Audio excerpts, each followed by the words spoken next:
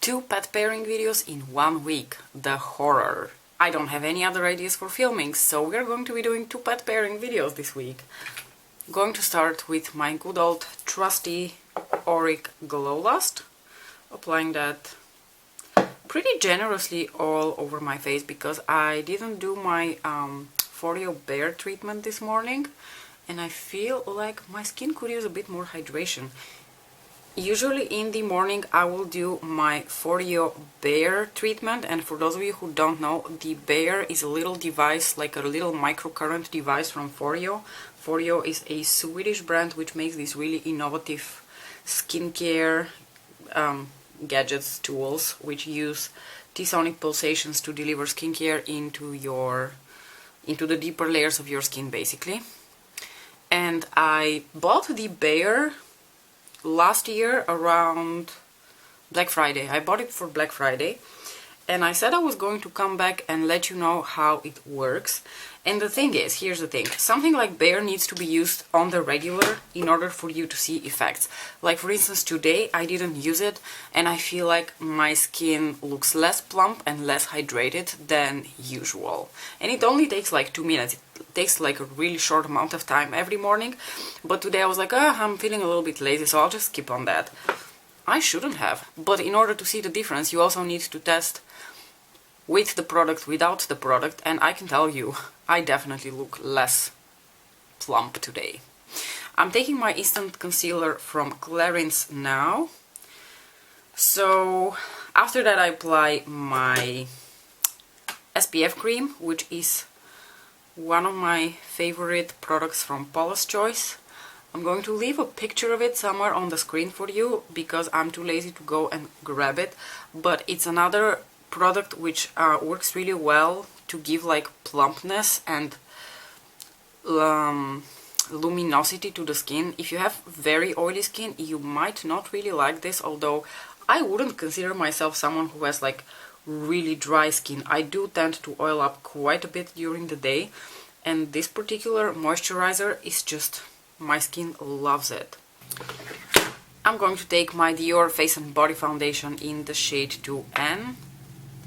FYI, not that you guys care for my Pat McGrath shipping drama, but I finally received a notification for delivery yesterday, and guess what? My package will be delivered next week. Imagine that. Order made May 21st, order delivered June the 7th, and we call that express shipping. I think for everyone's sake, not to irritate you and not to irritate myself, I'm not going to say any more on the matter. I'm probably going to rant about it again in my review video. I'm going to use my Dior powder again, so the No Powder Face and Body Backstage, whatever it's called. I do think this worked really well with the corresponding foundation because I had a feeling that my foundation did not break up as it usually would after like the 6-hour mark yesterday. And it was a really hot day yesterday, mind you. For my bronzer, I'm going to be taking the Chanel Soleil Tan de Chanel bronzer. Just on a little synthetic brush.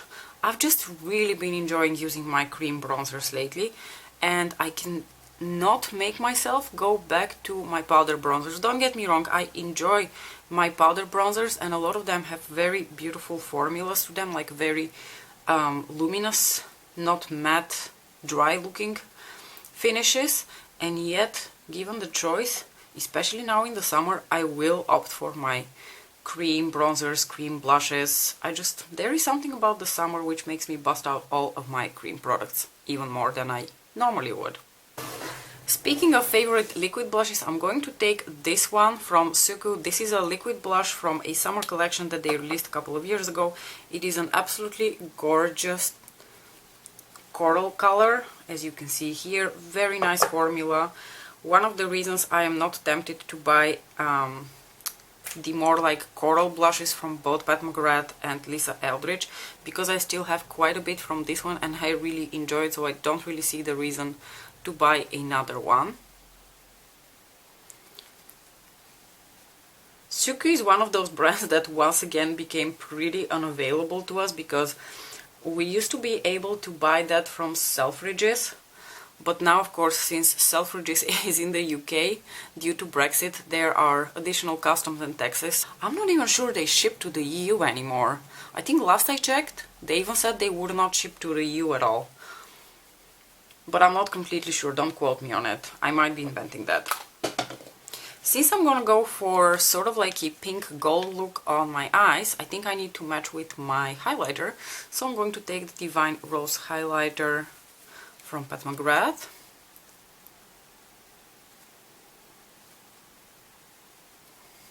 And now let's do a quick look. I am going for a very bizarre combination today. You're probably wondering where we're going with this look.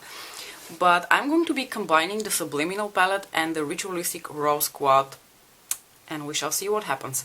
The first thing I'm going to do is go into this neutral brown over here, more like cool toned leaning brown, just because it's handy to use. It's not necessarily the absolute best shade to go for this look. I think something slightly warmer might have been better, but I'm too lazy to bust out another palette just to get a somewhat warmer tone of brown. So I am going to just very lightly apply this shade. I'm going to take the Pixie Epoxy Glitter Glue from Firini and apply that all over my lid in a pretty generous layer, because we're going to apply one of the toppers from Subliminal there. Alright, now just using my finger, I'm going to go into this pale gold over here. It's such a beautiful shade. It has a very interesting, like very cool toned gold, and it has a multitude of sparkles in it. Like if you stand in artificial lighting, you see a whole bunch of like different sparkles peeking through from this shade, and it's a very stunning shade. So I'm just going to apply that all over the lid and blend it lightly with that brown matte we put through the crease. And now, without further ado, let's introduce our main guest star for this pat pairing, which is going to be this gold pink shifter over here from the Ritualistic Rose Quad. Now I'm going to try to apply this dry, but if I don't get the effect I want, I might wet my brush and go back. So I'm just taking like a super generous layer of that as well, and I'm going to press it as hard as I can all over that gold we applied earlier.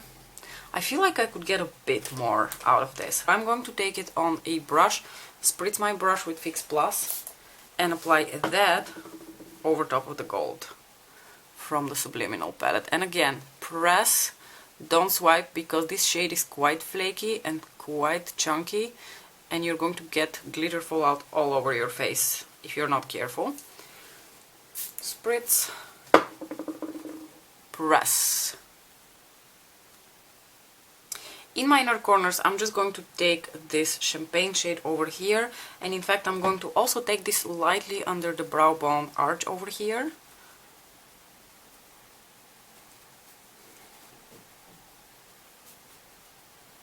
It's quite a subtle shade, but that's exactly what I want, because I already have quite a bit of sparkle on my lid, so I don't necessarily need more sparkle in my inner corner. Not that there's anything wrong with that.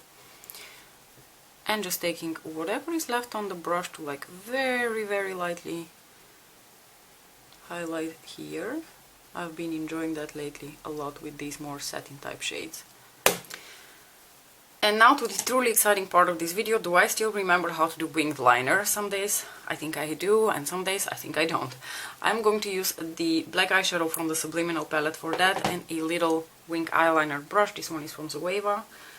And I'm just going to speed up through this process, because you don't want to be here for 10 minutes looking at me applying winged liner.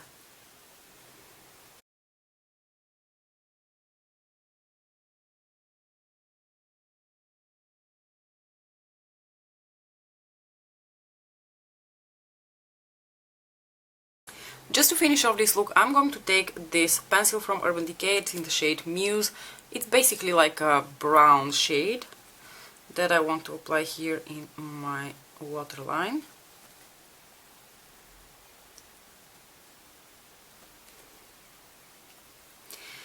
And I'm going to go back into the Ritualistic Rose Quad and use this shade on my lower lash line to give a little bit more of warmth, because I think that fits very nicely with the yellow that I'm wearing for my clothes. However, I am going to once again spritz my brush, because this is, well, this is a very smooth shade, but I just prefer to have like this wet intense effect on the lower lash line.